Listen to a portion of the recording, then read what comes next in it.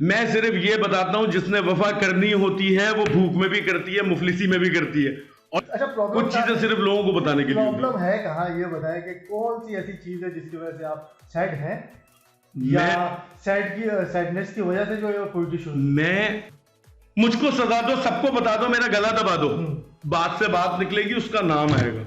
मैं हाथ जोड़ता हूँ, इस बात को दबा दो। तो यार सिद्दीकी को नाम क्यों नहीं बताना चाहते, क्या वजह क्या है? मैं ये बोल रहा हूँ कि वो मोहब्बत थी किसकी? आपकी।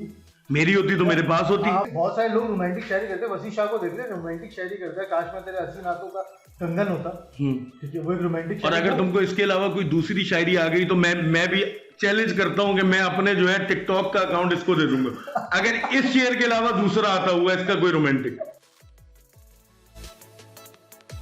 और जनाब, मैं हूं शहजाद खान और आप देख रहे हैं फनी बाकी यूट्यूब चैनल। और जैसा कि आपसे हमने वादा किया था कि आप लोगों की मुलाकात हम करवाएंगे सिद्दीकी बॉस से, तो जनाब हम मौजूद हैं। काफ़ी कुछ हमने खाना वाना भी खा लिया और रिफ्रेश भी हो गए, तो एक एनर्जी भी मिल गई है।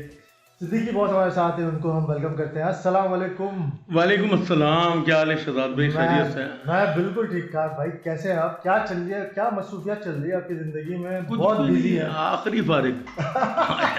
मैं बिल्कुल ही फारिग, कुछ भी नहीं है। नहीं, ये तो आपने हर जगह पे इंटरव्यू में कहा है कि यार ये जो टिकटॉकर होता है उसको लोग दुनिया समझती है आखिरी फारिग। हाँ बिल्कुल ऐसे ही। अगर आप टिकटॉक हो तो सारे आपको समझेंगे कि आप बहुत कोई फारिग आदमी हो। अच्छा। फिर उसके बाद जब आपका नाम बनना शुरू होता है, आप ग्रोथ करते हो, वो भी पॉजिटिव वे में। अच्छा। देखो, नाम कमाना बहुत इजी चीज़ है।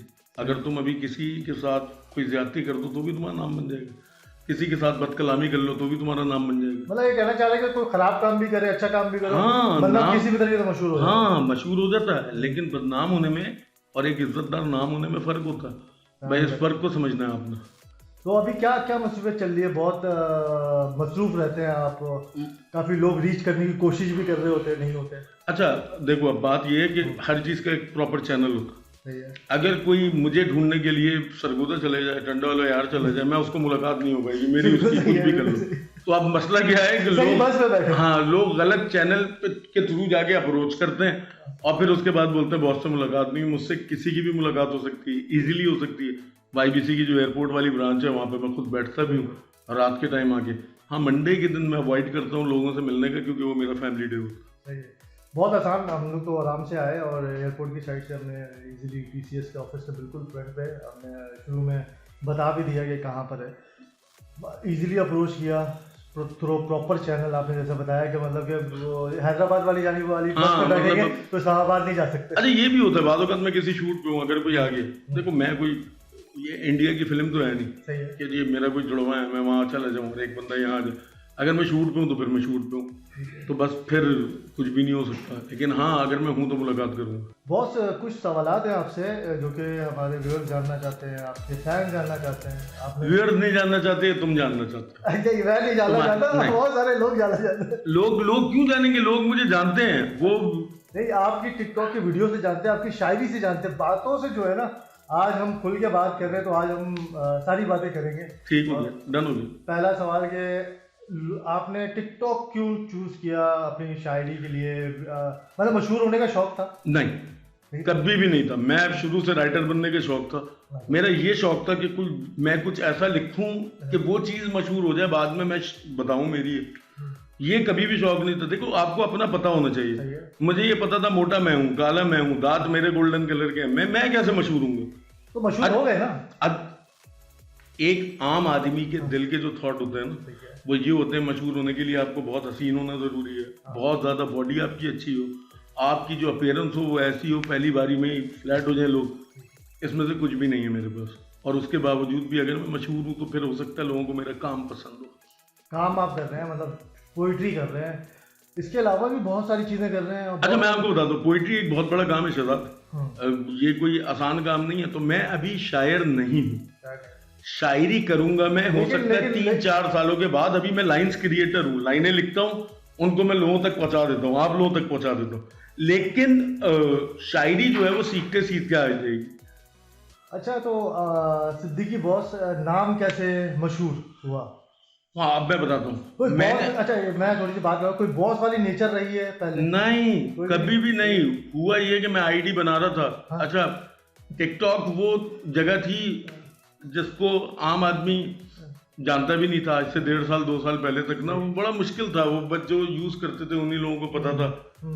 तो क्या हुआ, मैं आईडी बना रहा था तो मैंने लिखा अमानुल्लाह सिद्दीकी जो मेरा नाम है, तो वो उन्होंने बोला नहीं जी। सजेशन में तो नहीं आ गया था? हाँ, तो वो सजेशन में आया सिद्दीकी बॉस। अच्छा, सिद्दीकी बॉस सजेशन। तो वो आया तो मैंने उस पर क्लिक किया तो बस वो आईडी बन गई। अच्छा, मैंने कभी ये सोचा भी नहीं था कि देखो ये आईडी मशहूर होगी। अगर आईडी मशहूर होने का मेरे जहन में होता तो मैं कोई ऐसा नाम रखता कि ये वो वाला सीन है जो नादिर अली के साथ हुआ, पी फॉर पकाओ वाले के साथ। उसने पी फॉर पकाओ लिख लिया, वो चैनल हिट हो गया, बहुत बड़ा बन गया।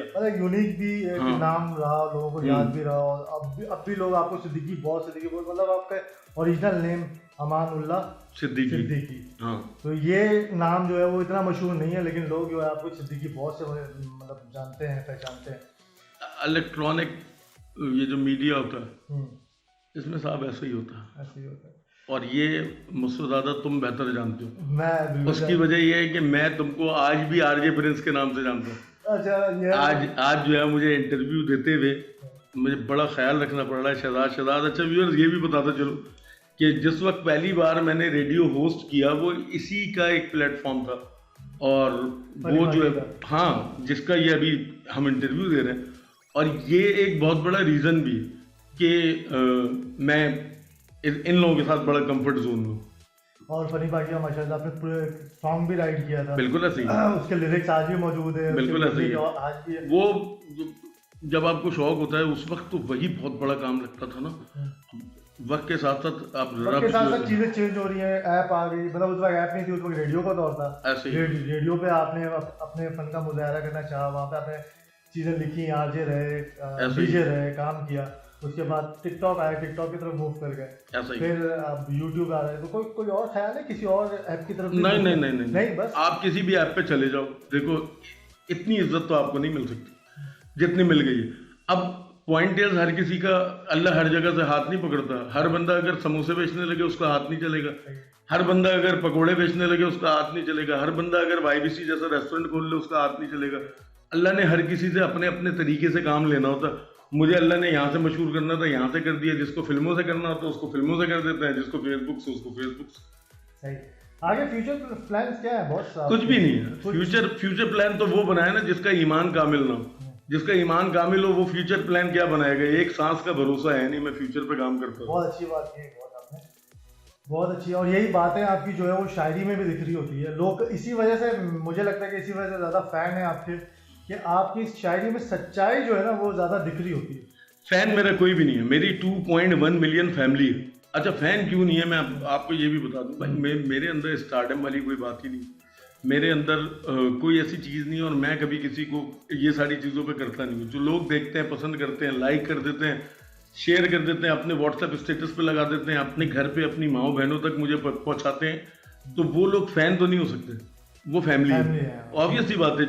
जो मुझे स्टेटस पे लगा रहे हैं उनकी बहन भी देख रही है, उनकी वालदा भी देख रही है, उनकी छोटी बहन भी देख रही है, तो वो फैन कैसे होंगे? अच्छा, इस चीज़ के लिए एक बात बड़ी अच्छी मेरे जहन में आई कि आपने कहा कि फैमिली भी देख रही है, तो इट्स मीन कि कंटेंट भी फिर वैसा ही होना चाहिए। ऑब्वियस सी बात है। सही है।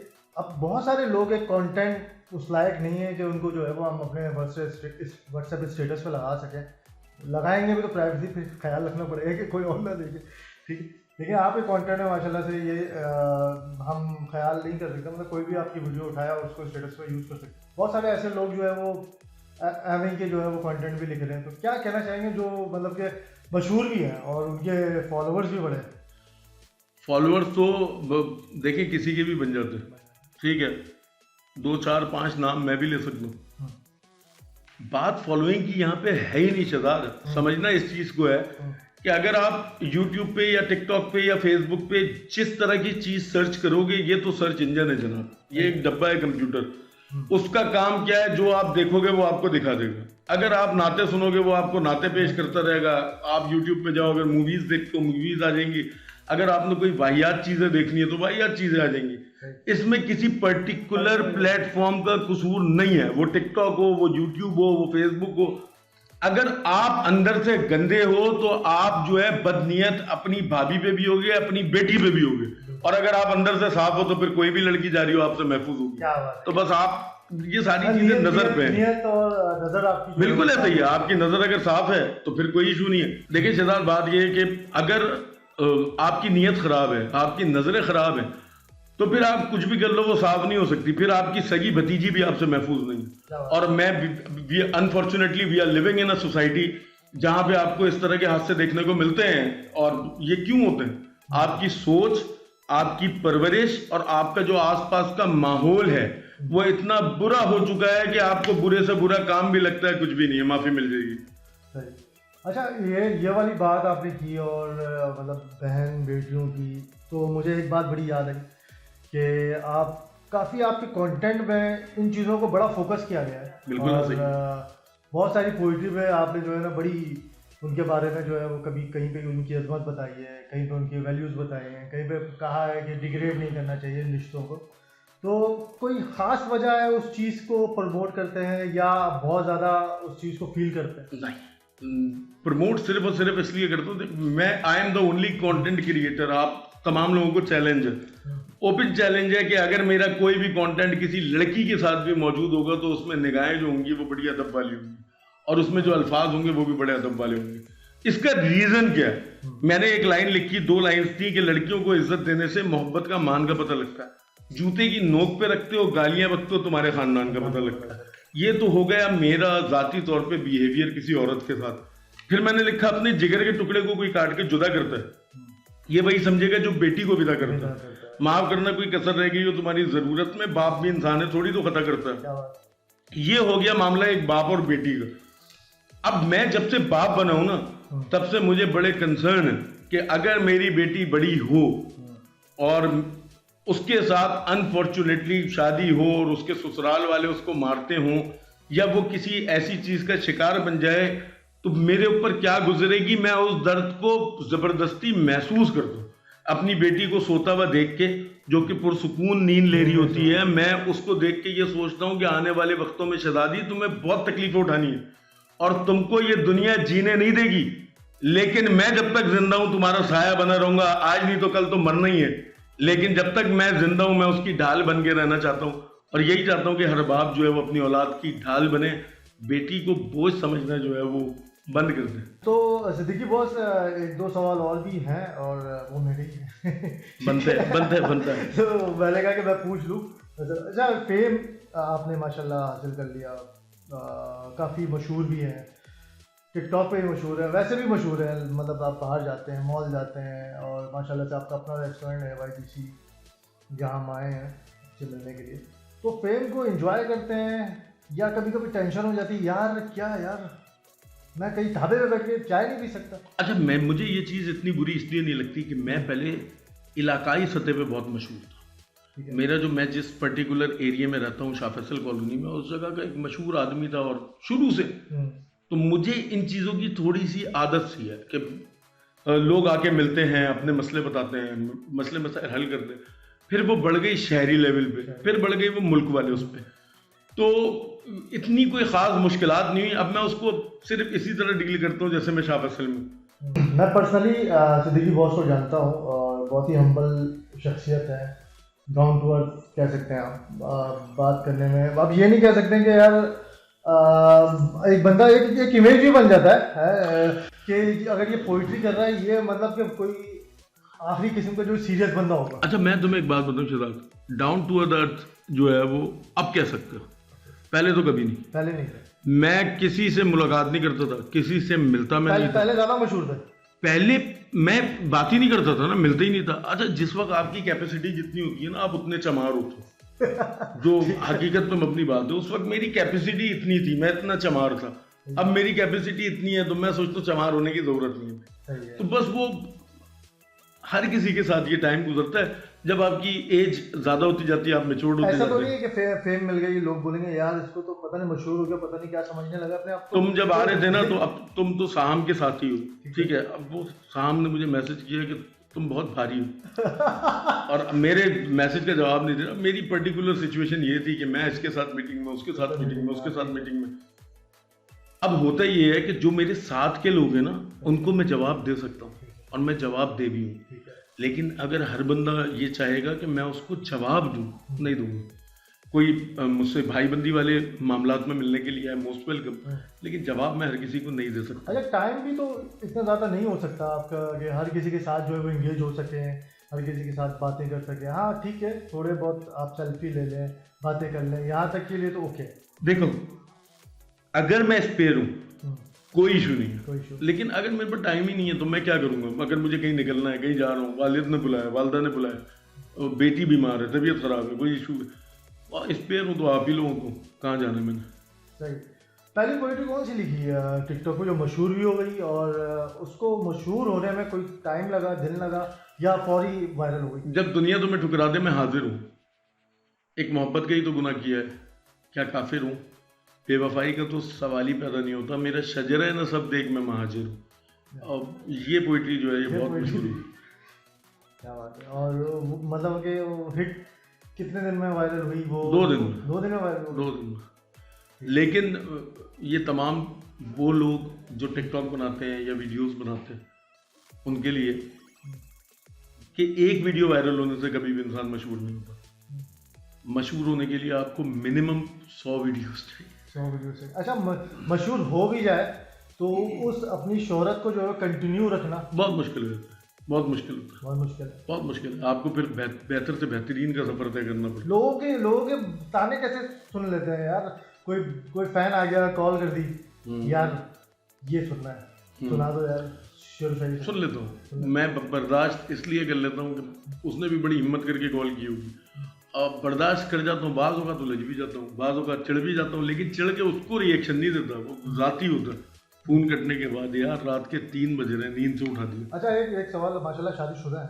अल्हम्दुलिल्लाह। टिकटॉक बनाते हैं, काफ़ी वीडियोस बनाई हैं, लड़कियों के साथ भी बनाई है, कभी कोई भाभी के साथ प्रॉब्लम नहीं? कभी नहीं। उसको कोई रिस्ट्रिक्शन कभी नहीं? उसकी वजह जो लिमिटेशंस होनी चाहिए वो सारी लिमिट्स जो है मेरी वीडियोस में मौजूद होती है। मैं किसी लड़की के अंदर चिपक के घुस के वीडियो नहीं बनाता, 3 फुट का गैप रखता हूँ। जैसे कि आपने पहले कहा। हाँ, और वो भी बड़ी सिलेक्टिव, मतलब कि अगर मुझे कोई ब्रांड की मजबूरी है तो मैंने बना ली, वरना मेरी 90% कोशिश होती है कि लोग मुझे ही देखें, क्योंकि लोगों को पसंद ही मैं हूँ। वो मैं का मतलब है मेरा कंटेंट। अब कोई साथ होता है तो मैं फिर उस तरह की बात भी नहीं कर पाता, वो अंदाज भी नहीं दे पाता। जो लाइंस होती हैं, पोइट्री होती है, वो अंदाज का नाम है। वो तहजीब आपी का एक शेर है कि बिछड़ के उसका दिल लग भी गया तो क्या लगेगा, वो थक जाएगा और मेरे गले से आ लगेगा। मैं बुरे वक्तों में उसके काम आऊँ या ना आऊँ, मुझे आवाज़ दे लेना, तुम्हें अच्छा लगेगा। और मैं जितनी शिद्दत से तुम्हें भूलने की कोशिश कर रहा हूँ, बहुत ज़्यादा लग भी गया तो हफ्ता लगेगा। अब ये तहजीब हाफी का अंदाज है, ठीक है। अब इसी तरह अली ज़रियून का अंदाज है, प्यार में जिस्म को यकसर न मिटा जाने दे, कुर्बत लफ्ज़ को गाली ना बना जाने दे, तू जो हर रोज नए हुस्न पे मर जाता है, तू बताएगा मुझे इश्क है क्या, जाने दे। अब इसी तरह राहत इंदौरी साहब जो है वो उनका अंदाजी बिल्कुल डिफरेंट है। मेरे हुजरे में नहीं और कहीं पर रख दो, आसमां लाए हो ले आओ, जमी पर रख दो, अब कहाँ ढूंढने जाओगे हमारे कातिल, आप तो कत्ल का इल्जाम हम ही पर रख दो। अब ये जो 3 लोग हैं, इनको सुन के मैं जो है वो आगे बढ़ रहा था, फिर मुनव्वर राना साहब बीच में आ गए कि किसी के हिस्से में। तीनों को मतलब आपने वो कहते हैं ना कि फेवरेट होता है आपका सिंगर, किसको आप जो है वो फॉलो कर रहे होते थे उस वक्त? पोएट में राहत इंदौरी के आगे तो किसी का कंपैरिजन ही नहीं है ना। मतलब ये तो देखो कंपैरिजन होता है एप्पल टू एप्पल। ये अली ज़रियून और तहजीब आफी राहत इंदौरी के सामने बच्चे हैं, लेकिन मेरे तो उस्ताद हैं, तो मैं इन तीनों को एज अ उस्ताद कंसीडर कर रहा हूँ। लेकिन अगर तुम बोलो कि राहत इंदौरी साहब का अली ज़रियून और तहजीब से कोई मुकाबला है तो कोई मुकाबला नहीं है। पोइट्री आपने जितनी भी की है तकरीबन ज़्यादातर उसमें सिचुएशनल पोइट्री हुआ करती है। कोई सिचुएशन होती है, कोई जैसे बेटी है तो वो विदा हो रही है, और माँ है तो उसकी रिस्पेक्ट करो। तो किसी और टॉपिक पे भी करना चाहते हैं या पे इंटरेस्ट है? अच्छा, अब मैं आपके सवाल को अगर समझ पाया हूँ तो वो इस तरह समझ पाया हूँ, आप ये कहना चाह रहे हैं कि बाकी शायर जो हैं वो माहौल को देख के शायरी करते हैं, पूरी चीज को समझा पाते हैं। आपकी पर्टिकुलर एक जुमले पे शायरी खत्म हो जाती है। हाँ, मतलब आप ये कहना चाह रहे हो मेरी जो है वो वक्त पे शायरी होती है और जिंदगी पे नहीं होती। अच्छा ठीक हो गया। अब मेरा क्या है, मैं पर्टिकुलर वक्त लिखा करता हूँ, पर्टिकुलर वक्त क्या है कि अभी मुझे फर्ज करो कि बारिश हो रही है, तो ये जो बादल बरस रहे हैं कोई बात है क्या? मेरे आंसुओं को धोने आई बरसात है क्या?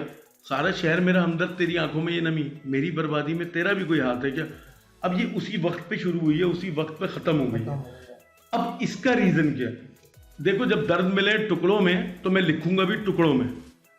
मैं एक बारी में उसको खत्म नहीं करूंगा। मेरा दर्द जो है वो इतना सस्ता नहीं है कि मैं एक ही गजल में लिख के उसको खत्म कर दूं। मैं उसको इतना थोड़ा थोड़ा दूंगा जितना थोड़ा थोड़ा मुझे मिले। मतलब किताब में भी नहीं खत्म होगा? हाँ, नहीं होगा, नहीं होगा। मेरी जिंदगी खत्म होगी उस वक्त ये दर्द खत्म होगा, उससे पहले ये खत्म नहीं होगा। क्योंकि मैंने जो बर्दाश्त किया ना, मैंने जो बर्दाश्त किया वो थोड़ा थोड़ा किया है। किसी ने आगे, कोई आके मुझे धक्का देके लिटा के मुंह पे तकिया रख के मार देता, मेरे लिए बेहतरीन था। लेकिन किसी ने मुझे थोड़ा थोड़ा चोटी नोची है, निशान मेरे पड़ा हुआ है। लेकिन किसी को मैं बताऊं कि मुझे सिर्फ चोटी नोची है तो वो बोलेगा यार आप इसमें परेशान हो। लेकिन मुसलसल नोच के रखी है तो मुझे तकलीफ हो रही है, बस। मतलब जो दर्द की फीलिंग होगी उसी फीलिंग पे बात करेंगे। देखो, और उसी वक्त ही करेंगे। देखो, बात को समझना। मैं ये नहीं कहता कि हर लड़की बेवफा है, और मैंने ये भी नहीं कहा कि हर लड़की वफादार है। मैं सिर्फ ये बताता हूं जिसने वफा करनी होती है वो भूख में भी करती है, मुफलिसी में भी करती है, और जिसने बेवफाई करनी होती है वो महल से निकल के बेवफाई करके आ जाती है।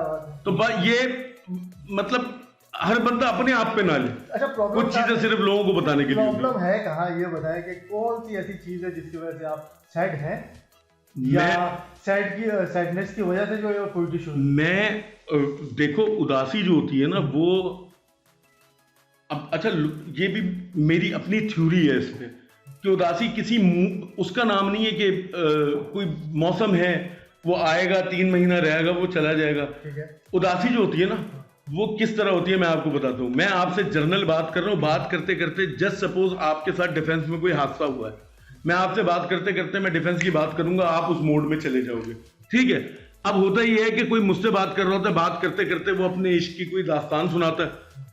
अब वो मुझे अच्छे में सुना रहा है और मैं जो है वो बुरे में समझ रहा हूँ। आप वही बचपन में चले जाते हैं। हाँ, तो बचपन की बात तो जानना चाह रहा हूँ मैं, है क्या? है ही कुछ नहीं ना। कुछ तो है लेकिन है ही कुछ नहीं है, तो तभी आवाज आते। मैं बता देता हूँ, इश्क हुआ है, गुनाह का फतवा दो, मुझको सजा दो, सबको बता दो, मेरा गला दबा दो, बात से बात निकलेगी, उसका नाम आएगा।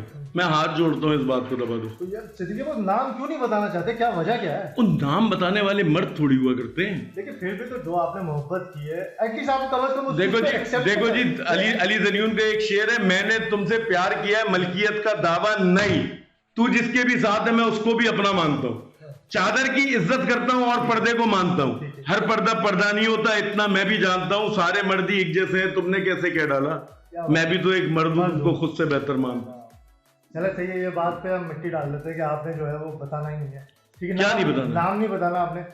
तो नाम मुझसे पूछ लो। नहीं मैं नहीं पूछ रहा, वैसे तुम नहीं पूछ रहे तो इसमें तुम्हारी गलती है। तुम मुझसे सीधा सीधा पूछो बॉस उस लड़की का नाम क्या? नहीं, अब मैं नाम को छोड़े, मैं ये बोल रहा हूँ, इसका मतलब तुम पूछना नहीं चाह रहे। मैं ये बोल रहा हूँ कि वो मोहब्बत थी किसकी? आपकी।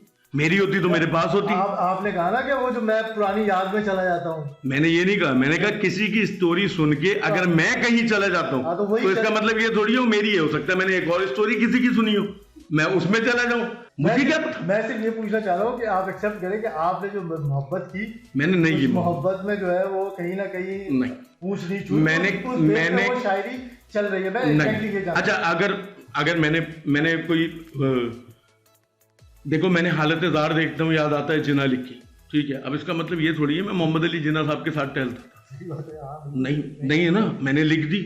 अब मैंने बच्चियों को जो जिंदा दफन करते हैं उस पर लिखी, इसका मतलब ये थोड़ी है मेरे खानदान में लड़कियों को दफन कर देते, मैंने लिख दी।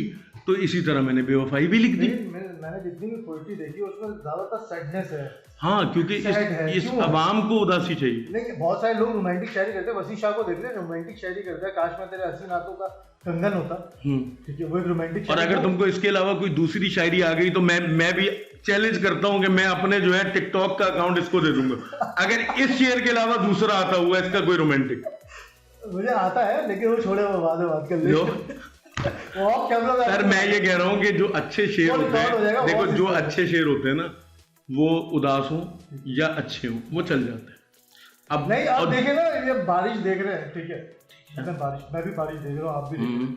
आपने देखा बारिश, आपको आंसू याद आ गया, ठीक है, और मैंने बारिश देखी, मुझे टूटी हुई छत याद। नहीं तो मैंने भी तो लिखा हसीन मौसम में मंजर यार का इंतजार करता हूँ, तो और कोई तो उसको बता दे मैं उससे बेपनाह प्यार करता हूँ। ये मतलब इजहार है ना आपके पास, नहीं आप इजहार करते हैं, तो उसको बता दे कोई।